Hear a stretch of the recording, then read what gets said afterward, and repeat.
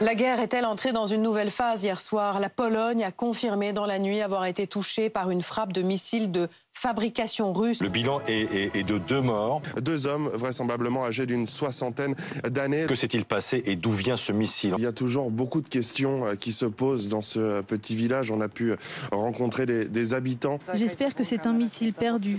Si ce n'est pas le cas, nous sommes impuissants. Nous ne savons pas quoi faire après. La perspective d'une guerre mondiale me fait extrêmement peur. Pour le moment, nous n'avons aucune preuve univoque permettant d'affirmer qui a lancé ce missile.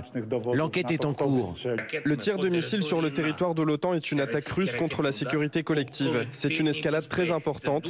Nous devons agir.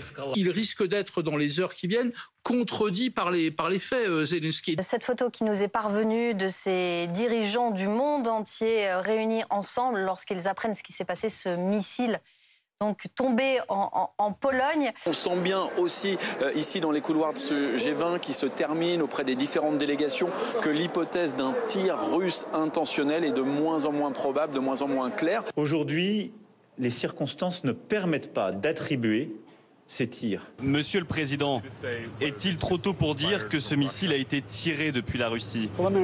Il y a des informations préliminaires qui contestent cela. Je voudrais saluer la réaction modérée des États-Unis. Le porte-parole du Kremlin temporise énormément avec les États-Unis, est content de la réaction américaine. Ils ne veulent pas un élargissement du conflit, c'est clair et net. Vous le voyez autour de nous, la vie continue ici à Varsovie. À mon avis, c'est arrivé par hasard.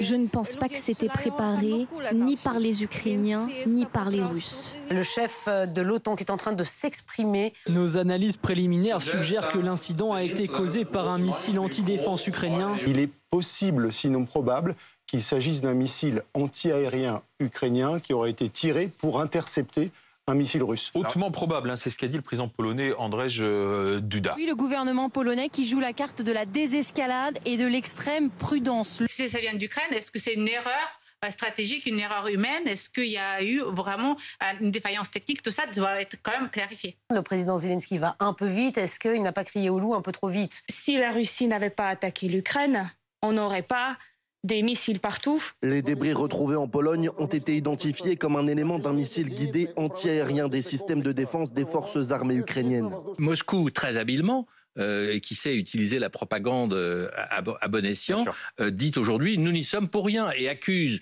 l'Ukraine de raconter des mensonges. Ce n'est pas la faute de l'Ukraine. La responsabilité revient entièrement à la Russie qui continue cette guerre illégale contre l'Ukraine. Pour ces Ukrainiens, le responsable à la base, c'est bien la Russie. Cet accident est provoqué par la Russie, c'est incontestable.